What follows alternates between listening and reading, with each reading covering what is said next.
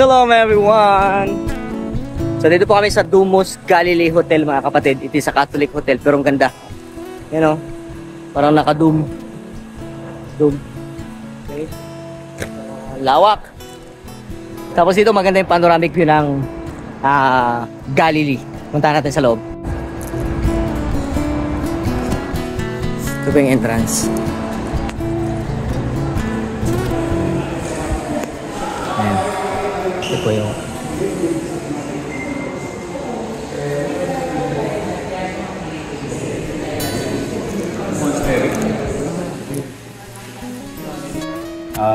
we are on the top of the Mount of Beatitudes, no?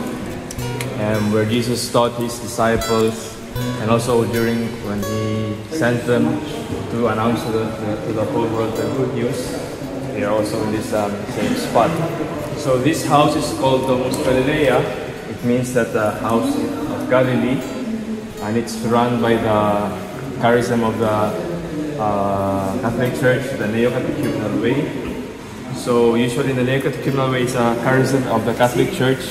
In each parish there are communities that live together, no? With every week they celebrate together, and after some time of the Neo-Catechumenal Way, they come here from all over the world.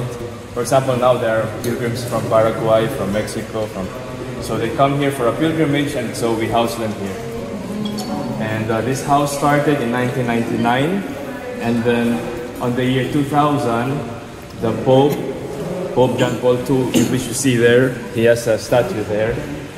He came here to visit, so we thought that meron siya sasabihin na isang speech, no? Pero isang sentence lang sinabi niya, ito yung sinabi doon. Il Signore vi ha aspettato qui su questa montagna, which is in Italian, kung sabi, ang Panginoon ay nakantay sa inyo dito sa bundok na ito.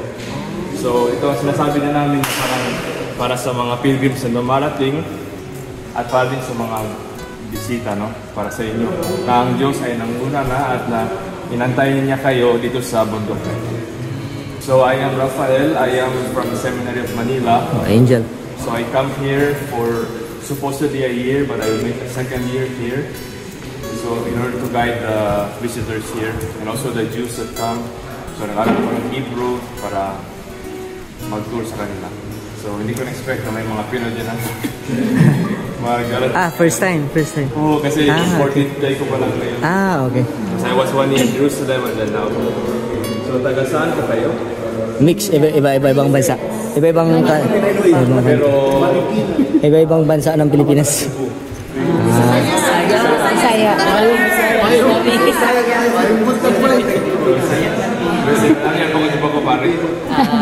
Pero bale yung mga tourist kayo lahat? Yes po. Okay. How long? 5 days. Yes, it's their second day. Here in Israel. Yes. Pero safe naman. Yes, safe.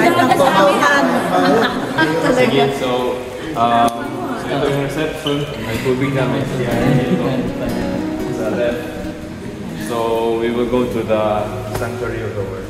Okay. Thank you, Rafael. Okay, sunod.